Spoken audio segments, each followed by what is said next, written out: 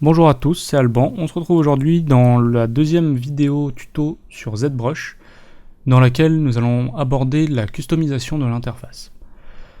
On verra dans cette vidéo comment on peut avoir accès à nos brushes sous notre document, enfin sous le document ou sur les côtés, voilà, il n'y a pas de restriction. On pourra même venir les mettre en haut. On aura tout un tas de petites choses, par exemple le niveau de subdivision sur lequel on se trouve sur notre objet, qui peut être plutôt sympa juste en jetant un petit coup d'œil dans un coin de notre écran. On pourra aussi mettre l'Activate Symmetry, choisir l'axe directement, sans avoir à passer par tous les panneaux, tout ça. Voilà, donc ça ira beaucoup plus vite. Ça vous facilitera votre travail aussi. Comme ça, vous aurez accès plus rapidement aux différentes informations de votre projet, ce qui vous facilitera grandement la vie. Voilà. Alors, on commence tout de suite par l'activation de la customisation de l'interface. Donc ça se situe ici, c'est dans Préférences. Vous cliquez sur Config, et là vous avez Enable Customize. Vous cliquez dessus, et là vous voyez tout de suite que votre interface, elle a un petit peu bougé. Donc par exemple ici, là j'ai de l'espace, donc je peux venir mettre des raccourcis. Pareil ici, là j'ai une petite barre là qui s'est rajoutée. Ici aussi pour dire que voilà, je peux rajouter des choses dans mon panel qui se trouve en dessous. Voilà, donc vous voyez, je peux pas avoir accès à mes brosses par exemple, donc je peux pas venir les rajouter en bas. Moi j'aime bien les avoir en bas. Je sais qu'aussi sur des vidéos tuto que j'ai regardé, il y a beaucoup de personnes qui aiment les avoir en bas. Donc pour avoir accès aux brushes, vous avez tout simplement une seule chose à faire, c'est créer un objet, passer en mode Edit, touche T, ou cliquez sur ce bouton là. Vous venez ici, vous faites Make Polymesh 3D pour avoir accès à plus d'outils, plus de possibilités qu'on pourra venir glisser dans notre interface. Et là vous voyez, j'ai accès au panneau des brushes. Voilà, pardon, voilà. Donc je voudrais par exemple ma brosse de Move, parce que c'est utile. Si je viens ici et que j'essaye de la bouger, donc pour bouger des icônes, des textes, des boutons, enfin pour pouvoir customiser son interface et bouger nos différents raccourcis dans l'interface, il faut faire CTRL ALT, et là on vient, vous voyez ma souris a bougé, et là on vient glisser, en cliquant, on clique glisse nos outils.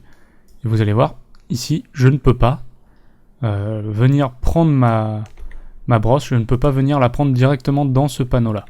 Alors, pour pouvoir le faire, on va ouvrir donc le panneau en cliquant sur les petites flèches qui sont là, voilà, dans le coin de l'écran, enfin sur les petites flèches ou sur le côté, du moins sur la barre un peu plus sombre. On va ouvrir le panneau des brosses qui se trouve ici, et alors pour éviter d'avoir à le rouvrir à chaque fois, voilà, on va le glisser sur le panneau de gauche. On aurait pu le faire à droite, mais du coup voilà, ici je préfère, comme ça j'ai tous mes outils qui sont déjà disponibles à l'œil. Voilà, et c'est ici en fait, directement là, ces petites icônes qu'on va pouvoir venir grab et déplacer. Donc CTRL ALT, clic glisse, et là vous voyez, j'ai ma brosse que j'ai pu venir rajouter en bas de mon document.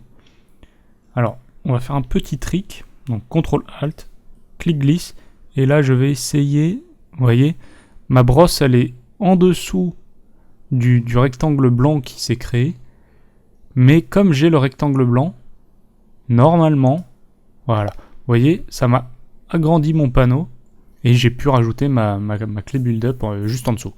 Voilà, je préfère avoir comme ça, les unes sur les autres, plutôt que de... Enfin, c'est plus simple dans le sens où si j'ai j'ai plusieurs brushes, ça m'évite d'avoir toute une rangée et d'avoir justement comme ça la possibilité de rajouter d'autres infos utiles par la suite. Donc voilà, donc j'ai rajouté ma clé build-up, je vais rajouter la clé, voilà. Comme je disais tout à l'heure, la brosse de Move, elle est utile. On verra plus tard les différents types de brosse Move, parce que vous voyez, vous avez Move élastique, Move topological, Move. On va juste prendre la Move pour l'instant. Ah mince. Voilà, vous voyez, Je viens de faire exactement ce que je vous ai dit qu'on ne pouvait pas faire. Donc il faut venir la sélectionner d'abord. Comme ça, elle vient se rajouter ici. CTRL-ALT. Et je la rajoute. Hop, hop, voilà, là on est pas mal. Qu'est-ce qu'on peut avoir besoin de rajouter? Par exemple, la symétrie. Glisse. CTRL-ALT. Je glisse. Voilà, j'ai mon bouton d'Active Symétrie qui va être disponible directement en haut de mon écran. Je vais le décaler un petit peu parce que ça arrive qu'on ait plusieurs millions ou centaines de milliers de polygones. Du coup, ça aurait empiété sur mon bouton, ça aurait pas fait très beau. Transforme. Et là, je vais venir piquer tous mes axes. Donc X, Y, Z. C'est un petit peu rébarbatif puisque le panneau se referme. Voilà, c'est pour ça qu'on avait mis les brushes ici. Donc, je vais vous montrer. Je vais vous le refaire. Voilà, transforme. Je prends mon panneau, je le mets ici. Et voilà, tout de suite. Donc, j'ai déjà mis le Y. Je viens, je mets le Z. Je sais pas si vous le voyez, vous, dans la vidéo, mais j'ai réussi à piquer mes axes. Vous voyez, ils sont là. Je vais prendre le petit M. Le M, en fait, ce qu'il fait, donc vous voyez, Mirror Symétrie. Si je ne l'activais pas, ça ferait ma symétrie, mais ça serait bizarre. Je vais vous montrer pourquoi. Je vais vous montrer réellement ce qui serait bizarre. Et puis surtout pourquoi je dis que ça serait bizarre. Donc, voilà, là j'ai mes différents axes. Ce petit bouton R, c'est pour activer une symétrie radiale. Donc, je vais vous montrer tout de suite ce que ça fait. En subdivisant CTRL-D mon objet, vous voyez, là j'ai 100 000, donc si je l'avais collé aux 400 que j'avais tout à l'heure, mon Activate Symmetry, il serait pas caché, mais en partie caché par mes nombres. Voilà. Donc là, j'ai ma symétrie d'activer. Hop, je peux venir en Move. Là, je suis en Move, c'est pas ce que je voudrais. Voilà, je peux venir sculpter dessus. Et ça m'a fait ma symétrie sur l'axe X. C'est très bien. Maintenant, si j'active la radial symétrie, alors on va changer d'axe. Se mettre sur Z par exemple. Vous voyez. Voilà, la souris, c'est toujours magnifique ce qu'on peut obtenir comme résultat. Voilà. Mais bon, vous voyez l'effet radial de la symétrie, ce qu'elle peut donner. C'est plutôt pas mal. Voilà. Si je désactive, alors je vais revenir vite fait en arrière. Voilà. Je vais désactiver celui-là. Je vais mettre le Y pour avoir toute ma... Enfin, tout le tour de mon cylindre. Et je vais désactiver le mirror. Et là, vous allez voir. Vous voyez, j'ai pas la même chose partout. Donc c'est vraiment... Là, comme ça, je vois pas à quoi ça peut servir. Il doit y avoir une utilité. Par exemple, lorsqu'on veut smoother quelque chose, plus ou moins, peut-être que c'est l'utilité. Je ne sais pas. Pour l'instant, je vois pas, donc je préfère laisser activer, moi.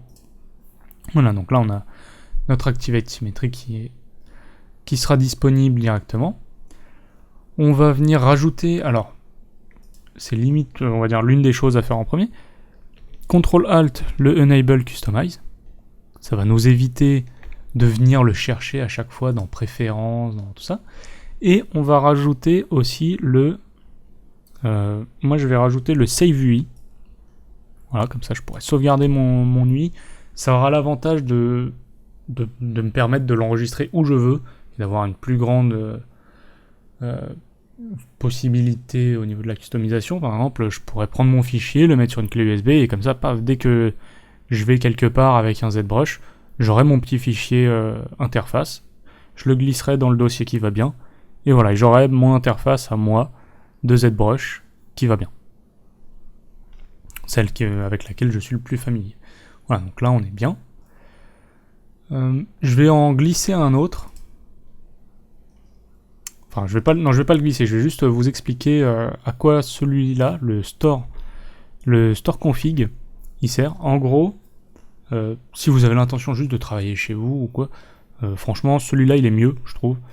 Vous cliquez dessus, et là, ça va vous créer pas une image, mais bon, on va dire une sauvegarde aussi, qui va s'ouvrir à chaque fois que vous allez ouvrir ZBrush. Donc en gros, vous cliquez dessus, paf, l'interface que vous avez là sera l'interface que vous aurez par défaut lorsque vous allez ouvrir ZBrush. Donc il n'y aura pas l'objet dedans, mais ça va sauvegarder, donc pareil dans SaveUI, que ça va sauvegarder donc la taille du document. Par exemple, si je la modifie, on va mettre ici 1920. Voilà. Là, on n'est pas trop mal.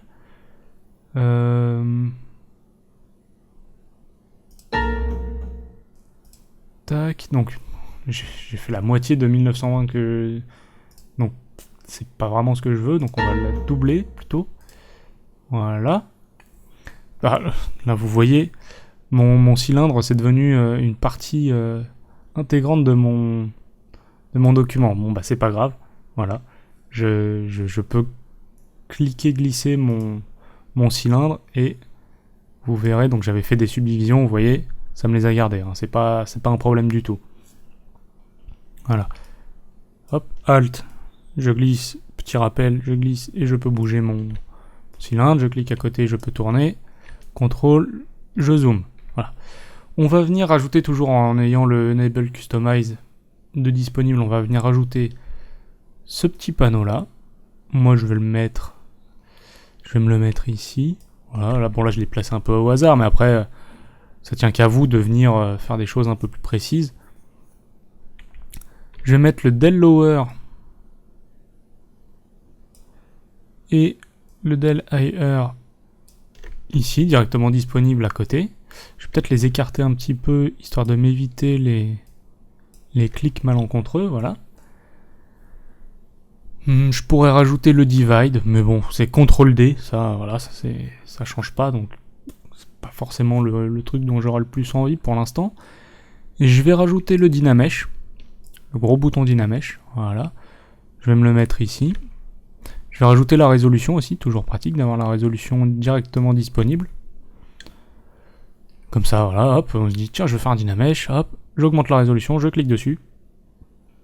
Ou tout simplement de savoir si notre Dynamesh, excusez-moi, est activé ou pas.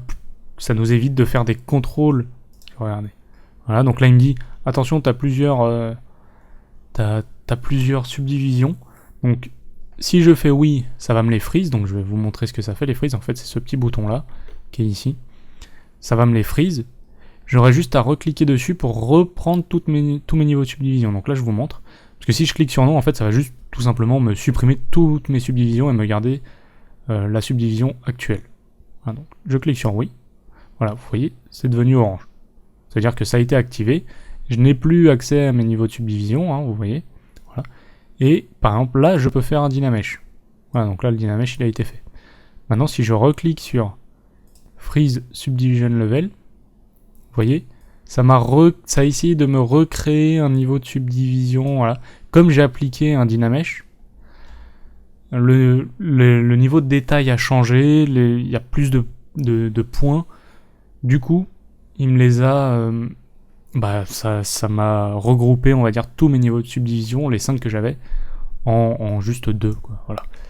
Alors, hop, il y avait un masque, et vous voyez, ça fait pas des choses très très belles, là, dans ce cas-là, en tout cas. Ça marche très bien, mais là, c'est juste pas très beau, parce que voilà, on a fait un Dynamesh un peu à l'arrache, on a fait un freeze, bon voilà, c'était pas fou. On va revenir vite fait en arrière. Voilà. Là, si je unfreeze, vous voyez, j'ai juste fait la manip qui m'a freeze mon objet, et tout de suite après, je l'ai unfreeze. Enfin, j'ai enlevé le freeze en cliquant sur ce bouton-là. Ça m'a remis exactement mes niveaux de subdivision que j'avais, les 5. Voilà, ça me les a récupérés. Vous voyez, donc c'est pas destructif, sauf si on vient faire une grosse modification dessus.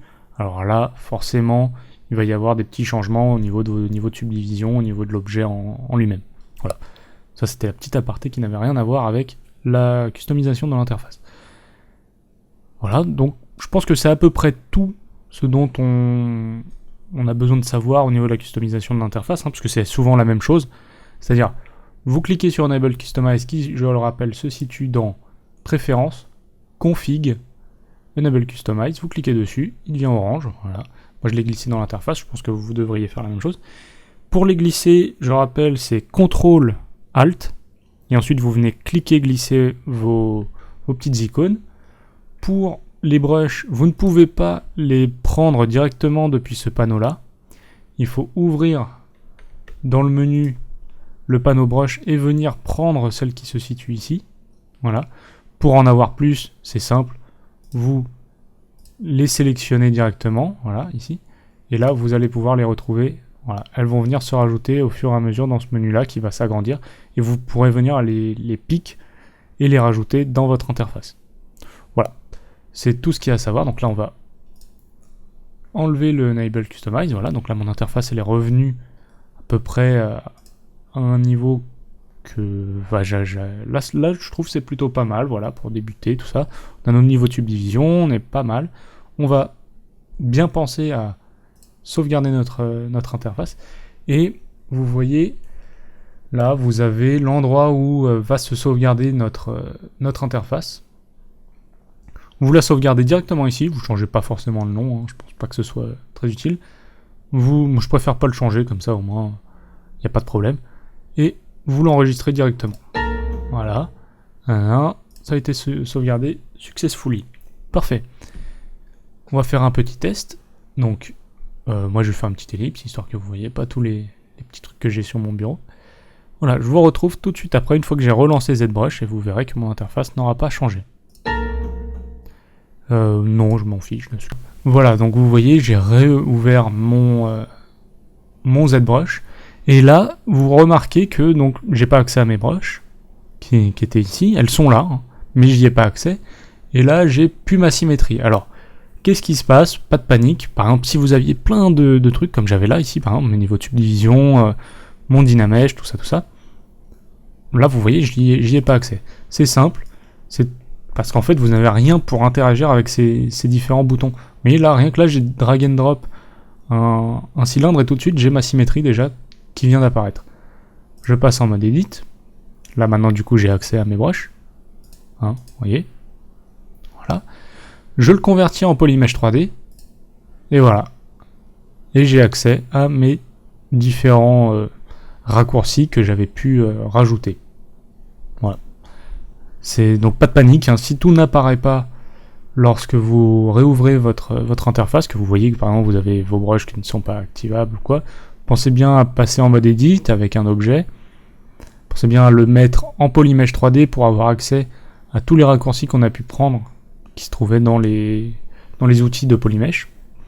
Et voilà, et normalement là vous avez plus de problème, vous pouvez commencer à réellement venir sculpter vos différents objets de décor, de personnages, de vêtements, de tout ça. Voilà, c'est tout pour moi. Allez, on se retrouve la prochaine fois pour un tuto un petit peu plus interactif, je dirais. Voilà, ce sera la création d'un petit personnage assez sympa. Vous verrez. Allez, à la prochaine les gars. Ciao.